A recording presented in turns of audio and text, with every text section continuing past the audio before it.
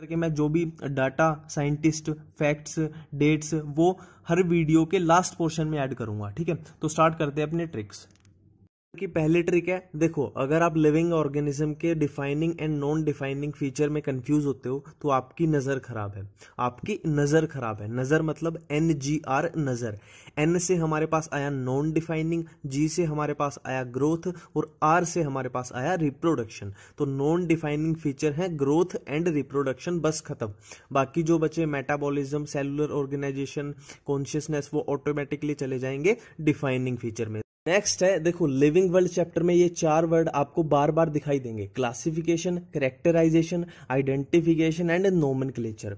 अब देखो इन्हीं चारों को मिला के हम बोलते हैं टेक्सोनोमी।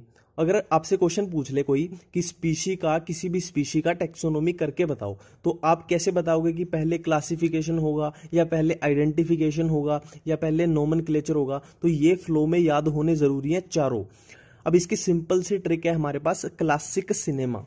क्लासिक सिनेमा, क्लासिक से हमारे पास आया क्लासिफिकेशन, मतलब सबसे पहले होगा किसी भी स्पीशी की अगर टेक्सोनोमी करनी है तो सबसे पहले होगा क्लासिफिकेशन, फिर सिनेमा का पहला लेटर है C, फिर होगा कैरेक्टराइजेशन, फिर है I मतलब होगा आइडेंटिफिकेशन, फिर है N मतलब होगा नोमेनक्लेचर। तो सबसे पहले होगा क्लासिफिकेशन और सबसे लास्ट में होगा नोमेनक्लेचर, और ये पूरा फ्लो में ही याद रखना। नेक्स्ट बात करते हैं कि टेक्सोनोमिकल हायरार्की को कैसे याद करें। देखो बहुत सिंपल ट्रिक है, सबको पता है कोहली क्रिकेट खेलता है। कोहली क्रिकेट खेलता है कहाँ पे खेलता है? फ्लैट ग्राउंड्स पे। तो यही अपनी ट्रिक है कि Kohli pledge cricket on flat grounds. Kohli pledge cricket on flat grounds. अब इसमें देखो अगर हर वर्ड का पहला लेटर उठाओ, जैसे कोहली का K, प्लेज का P, क्रिकेट का C और आगे भी ऐसे ही करोगे तो अपने पास ये सिंपल सी टेक्सोनोमिकल हायरार्की आ जाएगी। नेक्स्ट है टेक्सोनोमिकल एड। टेक्सोनोमिकल एड में आपको आज के बाद कुछ याद करने की जरूरत नहीं है और ना ही कोशिश करना कभी कुछ याद करने की। सिंपल सा एक एग्जाम्पल बताऊंगा, उसी से पूरा आपका कवर हो जाएगा। स्टार्ट करते हैं अपने एग्जाम्पल के साथ।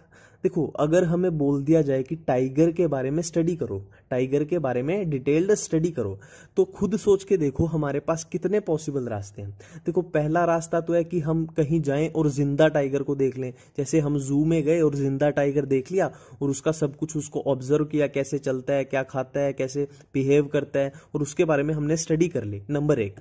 नंबर 2, हम किसी लैब में जाएं और मरा हुआ टाइगर, मतलब उसका स्केलेटल सिस्टम, मस्कुलर सिस्टम, मरे हुए टाइगर का सब कुछ स्टडी कर लें। ठीक है, नंबर 2 ये हो गया। नंबर 3 है कि हम किसी लाइब्रेरी में जाएं और टाइगर के ऊपर कोई भी बुक मिली हमें, उस बुक को पढ़ लें हम, या इंटरनेट से कुछ पढ़ लें, मतलब उसके बारे में हम किताबों से पढ़ें। ठीक है, तो ये 3 ही पॉसिबल रास्ते हैं और इन्हीं को मिला जुला के बोलते हैं टेक्सोनोमिकल एड। कि किसी स्पीशी के बारे में अगर हमें नॉलेज गेन करनी है तो हमारे पास कितने पॉसिबल रास्ते हैं। ये तो टाइगर का एग्जांपल था, सेम किसी भी स्पीशी का ले लो, किसी प्लांट के बारे में भी ये 3 रास्ते बनते हैं।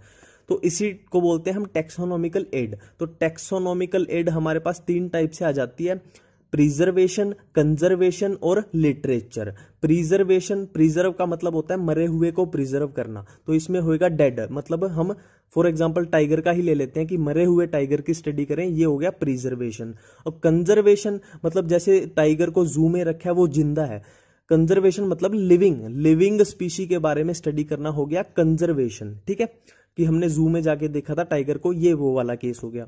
और तीसरा है लिटरेचर। लिटरेचर क्या हो गया? ये तो नाम से ही पता लग रहा है कि हमने किसी भी स्पीशी के बारे में किताबों से पढ़ लिया, ये हो गया अपना लिटरेचर।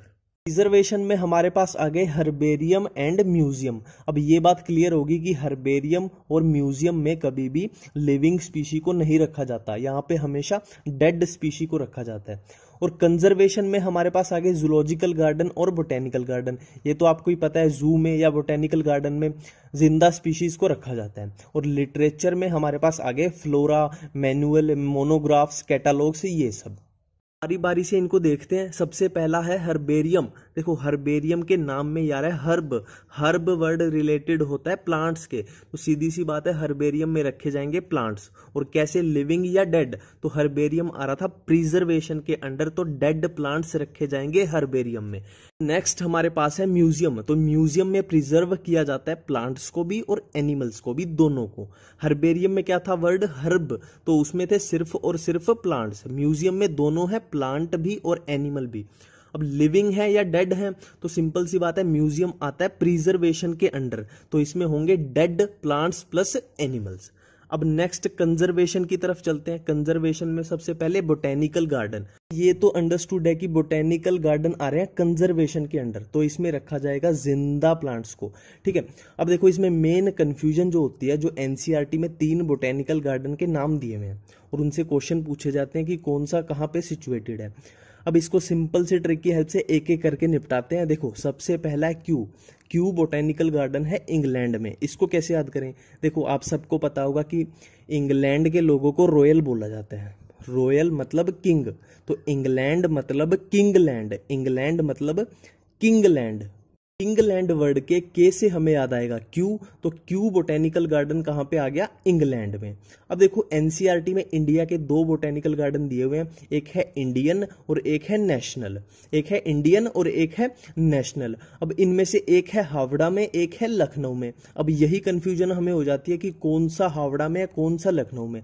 तो सिंपल सी ट्रिक है, देखो लखनऊ को देखो, लखनऊ वर्ड में आ रहा है लेटर एल, लखनऊ में आ रहा है एल, और नेशनल और इंडियन में देख लो अब कौन से वर्ड में एल आ रहा है।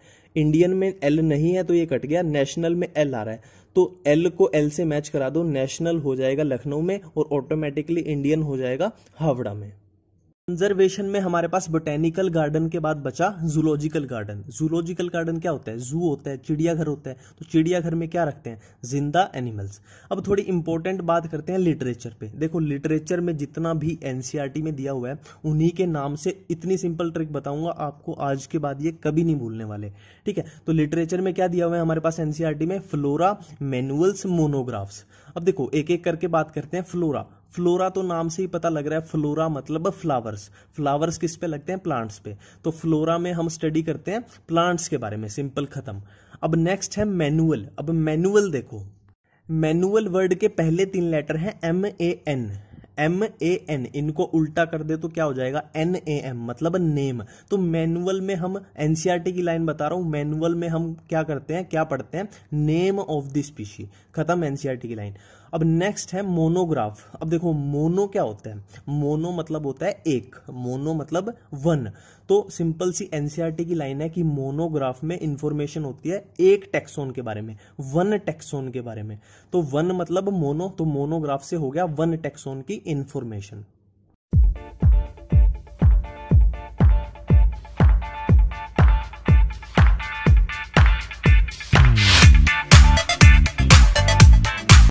ये सोच रहे हो कि मैंने इस टेबल को इस वीडियो में कहीं भी कवर नहीं किया, तो मैंने ऐसा जानबूझ के नहीं किया, क्योंकि मैं एक वीडियो ऐसी बना रहा हूं कि जिसमें +1 और +2 मिला के पूरी बायोलॉजी की जितनी भी टेबल दी हुई है एनसीईआरटी में, सबको ट्रिक की हेल्प से एक ही वीडियो में करेंगे। तो बार बार ऐसे रैंडम आपको कंफ्यूजन ना हो, इसलिए मैंने यहां से उसको अलग कर दिया।